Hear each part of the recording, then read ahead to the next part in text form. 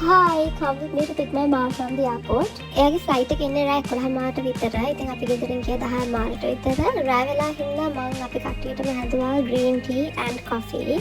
මේ දවසේ හොඳටම වැස්ස නිසා අපි හිතුවා highway නැතුව normal route එකේ airport එකට යන්න. මම ඉතින් හරිම excited යන්නේ මාසෙක විතර පස්සේ අම්මා බලන්නයි, එයාගේ අපේ gifts බලන්නයි. And honestly, night drives are the best. Maybe not if you are driving, that is. කොහොම හරි අපි ආපෝට් එකට එනකොට 11:45 වගේ වෙලාව අපි මුලින්ම කරේ Nescafe එකක් බීපු එක. ඊට පස්සේ අපිට ගොඩක් වෙලානකම් බලන් ඉන්න උනා. එකක් අම්මලගේ ෆ්ලයිට් එක ඩිලේ වෙලා තිබ්බා. සහ ඊට පස්සේ ආ ඩියුටි ෆ්‍රී shops බලන්න ගිහලා තිබ්බා. මම හිතන්නේ අපි පැයක් විතර මෙතන බලන් හිටියා. දැන් නම් හොඳටම නිදිමත එක්ක. And here comes the queen. අම්මා ජපාන් ට්‍රිප් එක ගියාගේ පුංචි අම්මත් එක්ක.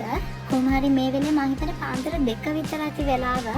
ඊට පස්සේ ඉතින් අපි ඉක්මනට පරිස්සමෙන් ගෙදර ගියා. That's it.